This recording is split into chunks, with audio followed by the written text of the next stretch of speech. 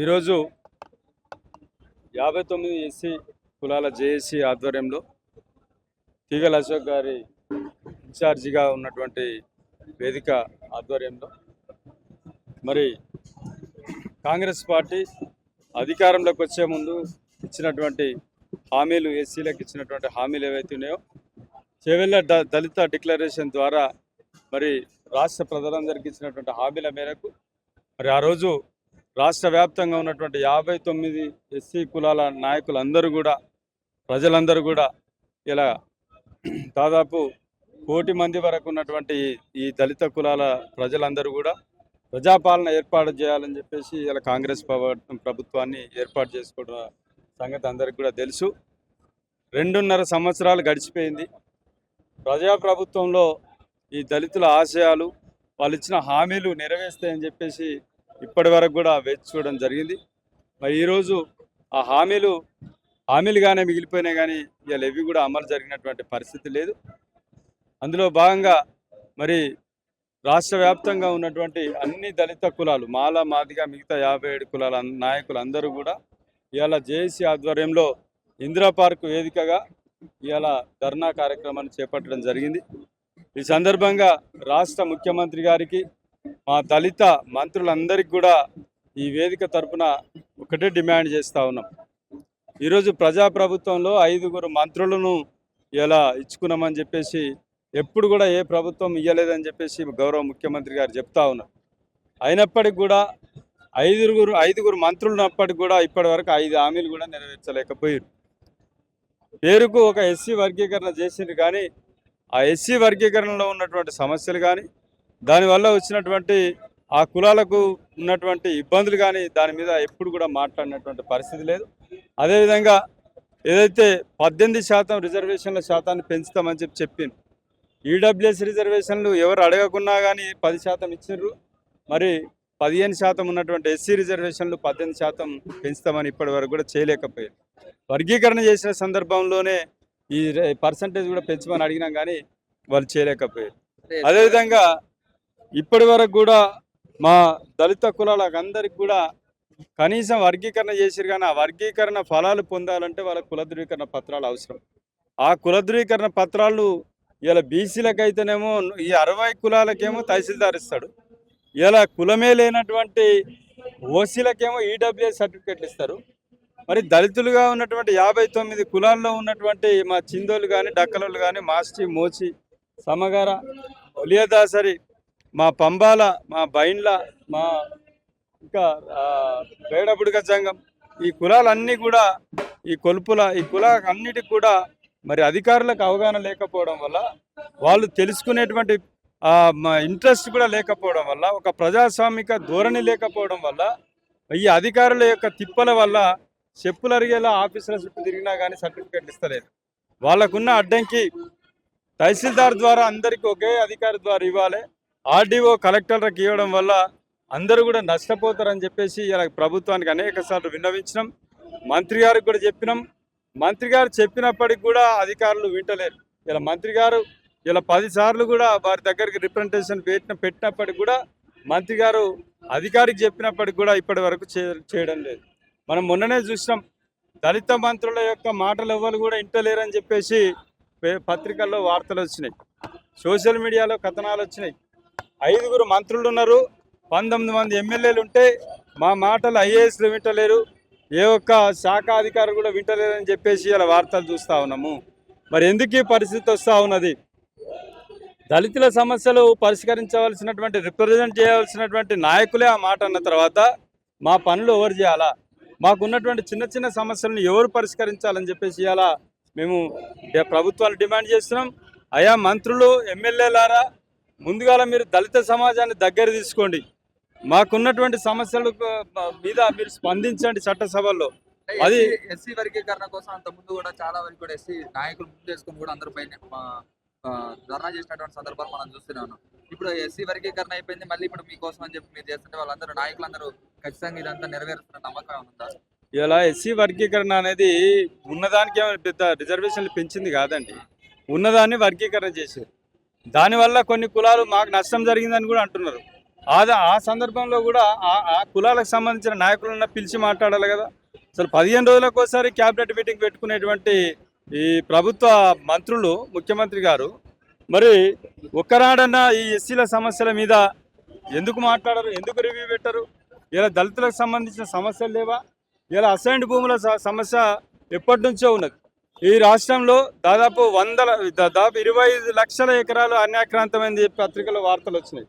Assigned భూములకు ఇలా పక్కన కోట్ల రూపాయలు వాల్యూ చేసేటువంటి పట్టా ల్యాండ్స్ ఉంటే దాని పక్కనే అసైన్డ్ భూములు ఉంటాయి. కానీ మాత్రం ఈ అసైన్డ్ భూములకు ఎన్ఓసి ఇవ్వరు. వాళ్ళు మరి వాళ్ళ మంచి చెట్లకు కనీసం అమ్ముకుందామంటే, లేకపోతే దాన్ని ఏదైనా డెవలప్మెంట్ చేసుకునే హక్కు లేదు. ఇది ఎందుకు? ఇది వివక్షత కాదా? ఇలా ఇందిరమ్మ కాలంలో ఇచ్చినటువంటి భూములకే ఇలా మీరు వారికి సర్వ హక్కులు ఇవ్వనప్పుడు ఆ భూములు ఎందుకు ఇలా పనికి రాకుండా పోతున్నటువంటి పరిస్థితి? ఇది చిన్న సమస్య, దీనికి ఏం బడ్జెట్ కేటాయించేది ఏం లేదు కదా. మరి ఇటువంటి సమస్యలను, అదేవిధంగా మాకు ఏజెన్సీ ప్రాంతాల్లో ఉన్నటువంటి దళితులకు పోడు భూములు చేసుకున్నటువంటి దళితులు ఉన్నారు. వాళ్ళందరికీ కూడా మరి ఆ భూములకు అక్కడ హక్కులు లేనప్పుడు ఇలా ట్రైబల్ యాక్ట్ పేరుతోటి ఇలా వాళ్ళకు ఏ రకమైనటువంటి హక్కు లేకుండా అక్కడ కనీసం రిజర్వేషన్లు అమలు జరుగుతలేదు. 15% రిజర్వేషన్లు అక్కడ లేనే లేవు. మరి వాళ్ళకి ఇందిరమ్మ పథకాలు కానీ, లేకపోతే ఆ లోకల్ బాడీ ఎలక్షన్లో రిజర్వేషన్ కానీ ఏవీ లేవు. దాదాపు లక్షల మంది అక్కడ నష్టపోతూ ఉన్నారు. అదే కాకుండా ఇంకా మనకు ఈ ఎస్సీ డిక్లరేషన్లో ఇచ్చినటువంటి హామీలు వీళ్ళందరికీ కూడా అభయహస్తం పేరు మీద దళిత బంధు గత ప్రభుత్వం ఇస్తే 12 లక్షలు ఇస్తామని అన్నారు. ఇప్పటి వరకు దాన్ని ఊసలేదు. కనీసం ఎస్సీ కార్పొరేషన్ను ఇలా నిధులు కేటాయించిన పరిస్థితి లేదు. అదేవిధంగా వారు ఇచ్చినటువంటి ముఖ్యమైన హామీ 3 కార్పొరేషన్లు ఏర్పాటు చేస్తాం, ఎవరికి ఇబ్బంది రాకుండా చూస్తామని చెప్పారు. అయ్యా మాల కార్పొరేషన్, మాదిగ కార్పొరేషన్, మిగతా ఉపకులాల కార్పొరేషన్ ఏర్పాటు చేస్తామని చెప్పారు. ఉన్న కార్పొరేషన్కే నిధులు లేదు. ఇప్పటి వరకు 3 కార్పొరేషన్లు ఏర్పాటు చేసింది లేదు. ఇలా ప్రతి హామీని కూడా హామీ లెక్కనే ఉంచుతా ఉన్నారు. ఇలా 12 హామీలు ఇచ్చారు. 12 హామీలలో ఒక్క హామీ కూడా నెరవేర్చిన పరిస్థితి లేదు. మా ప్రధాన డిమాండ్ మీరు ఇచ్చిన 12 హామీలు ఏవైతున్నాయో ఆ 12 హామీలను వెంటనే మీరు ఇంప్లిమెంటేషన్ చేయకపోతే ఈ ధర్నా కార్యక్రమం ద్వారానే మేము ఒక పిలుపును కూడా ఇవ్వబోతా ఉన్నాం. ఈ ధర్నా కార్యక్రమం ముగింపులో మేము ఖచ్చితంగా ఆ టైం బౌండ్ లోపల మీరు కనుక ఈ హామీలను నెరవేర్చకపోతే ఖచ్చితంగా రాబోయే రోజుల్లో మొత్తం ఇవాళ 2-3 సంఘాలతోటే, ఇలా కొన్ని సంఘాలతోటే ఇలా మేము మీటింగ్ చేసాం. దాదాపు కొన్ని వేల మంది రావడం జరిగింది. రేపు ఇది ప్రారంభం మాత్రమే. మాకు ఈ డిమాండ్ల మీద మీరు ఇచ్చినటువంటి 3 నెలలు, దాదాపు 3 నెలల సమయం ఇస్తున్నాం. 90 రోజుల సమయం ఇస్తా ఉన్నాము. ఈ 90 రోజుల కాలంలో ఈ హామీలు నెరవేర్చకపోతే ఊరూరుకు, ప్రతి జిల్లాకు, ప్రతి నియోజకవర్గానికి ఈ ఎస్సీ కులాల జేఏసీ ఆధ్వర్యంలో తిరిగి అందరినీ కూడా కూడగొట్టి ఈ దళితుల ఆధ్వర్యంలో పెద్ద ఎత్తున భారీ బహిరంగ సభను కూడా ఏర్పాటు చేస్తాం. ఆ పరిస్థితి రాకుండా, దళితుల వ్యతిరేకం ముందుకు రాకుండా ఇలా దళితులు మీకు అండగా నిలిచినాం, ఈ పార్టీకి అండగా నిలిచినాం ఇలా. కాబట్టి ఈ దళితుల పక్షాన కాంగ్రెస్ పార్టీ ఉన్నదని చెప్పేసి నిరూపించుకోవడానికి ఈ కాలాన్ని, ఇంకా 2 సంవత్సరాల కాలం ఉన్నది, వాళ్ళకు తక్కువ ఏం లేదు. 2 సంవత్సరాల కాలాన్ని వినియోగించుకొని ఈ హామీలన్నీ నెరవేర్చి మళ్ళీ ప్రభుత్వంలోకి రావాలనే మేము కోరుకుంటా ఉన్నాం. మేము ప్రభుత్వాన్ని వ్యతిరేకిస్తలేం. ఆ ప్రభుత్వం ఇచ్చినటువంటి హామీలను నెరవేర్చాలి. ఎందుకంటే ఇలా క్షేత్రస్థాయిలో ఉన్నటువంటి దళితులందరూ కూడా మా దగ్గరకు వస్తుంటారు. మీ దగ్గరికి వస్తే రానియరు, మీ వాళ్ళ సమస్యలు పట్టించుకోరు. ఆ సమస్యలను మీ దగ్గరికి ఒక మంత్రులుగా, ఎమ్మెల్యేలుగా మీ దగ్గరికి తీసుకొచ్చినప్పుడు ఇది క్యాబినెట్లో పెట్టండి. మీరు ఇలా మాకు ఒత్తిడి వస్తుంది, మా ప్రజల నుంచి ఒత్తిడి వస్తుందని చెప్పి మీరు క్యాబినెట్లో పెట్టండి. మీరు ఎమ్మెల్యేలుగా, మినిస్టర్లుగా చట్టసభలో, అసెంబ్లీలో మాట్లాడండి. ఎంతసేపు మీ యొక్క లావాదేవీల మీద, మీ అవినీతి అక్రమాల మీదనే సభను వృధా చేసుకుంటా ఉన్నారు. కానీ ఈ దాదాపు 60 లక్షల మంది ఉన్నారని చెప్పేసి ఈ రాష్ట్ర ప్రభుత్వమే చెప్పింది. 60 లక్షల మంది, మిగతా ఉపకులాలు కలిపితే మొత్తం 1 కోటి మంది ఇలా దళిత జనాభా ఉంటాయి. వాళ్ళకి సంబంధించిన సమస్యలు మీకు సమస్యలుగా కనిపిస్తలేవా? ఇందిరమ్మ ఇండ్లు అని చెప్పేసి ఇలా 1,00,000 ఇండ్లు అని చెప్పేసి రోడ్ మొత్తం సిటీ అంతా పబ్లిసిటీ చేస్తూ ఉన్నారు. 1,00,000 ఇండ్లలో దళితులకు ఎన్ని ఇస్తున్నారు? ఇలా దాదాపు మొన్ననే చెప్పారు మీరు, ఈ మొత్తం పేదలలో, నిరుపేదలలో, ఇండ్లు లేని నిరుపేదలలో 80% దళితులే ఉన్నారని ప్రభుత్వం ప్రకటించింది. మరి ఇందులో ఇందిరమ్మ లిస్టులో అప్లై చేసుకున్న వాళ్ళలో first list, second list, third list అని పెట్టి అందులో కూడా దళితులను అందరూ పెట్టారు.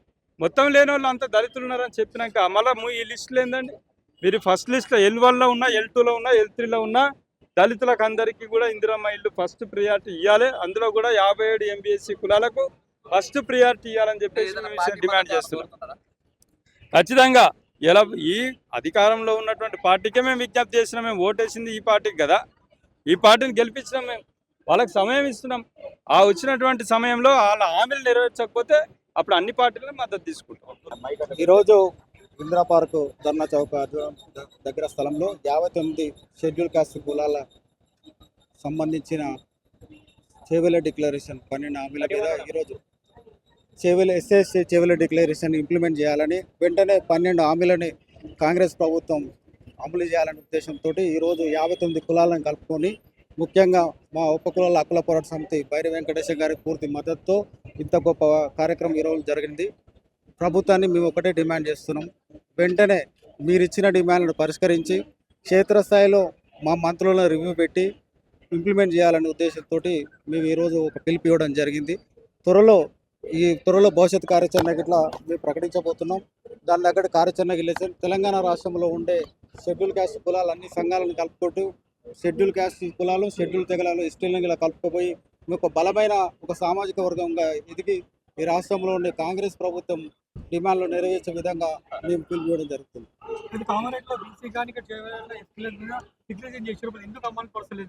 కాంగ్రెస్ ప్రభుత్వం ఎన్నికల ముందు ప్రధానంగా 5 డిమాండ్లు ఇచ్చింది. కామారెడ్డి బీసీ డిక్లరేషన్ ఇచ్చింది, వరంగల్ రైతు డిక్లరేషన్ ఇచ్చింది. మరి ముఖ్యంగా తెలంగాణ రాష్ట్రంలో 2024 సర్వే ప్రకారం మేము 63 లక్షల మంది ఉన్నారని ప్రభుత్వం చెప్పింది. ఎస్టీలు 32 లక్షలు ఉందని ప్రభుత్వం చెప్పింది. అయ్యా, ఈ రాష్ట్రంలో మేము 4 కోట్ల మంది ప్రజలు ఉంటే అందులో 1 కోటి ప్రజలు మేము ఎస్టీలు కథ కలిగి ఉన్నాము. మాదిగల బలమైన సామాజిక వర్గం ఉంది. మేము వెంటనే ఇప్పుడు ఈ రోజు గవర్నమెంట్ వచ్చి 2 సంవత్సరాలు 8 నెలలు అవుతుంది. వెంటనే ఇంకా 2 నెలలు వెయిట్ చేస్తాం, ఇంకా 3 సంవత్సరాలు అవుతుంది. వెంటనే మా ఇంప్లిమెంట్ ఇవ్వాలని చేవెల డిక్లరేషన్ అమలు చేయాలని మేము కోరుతున్నాం.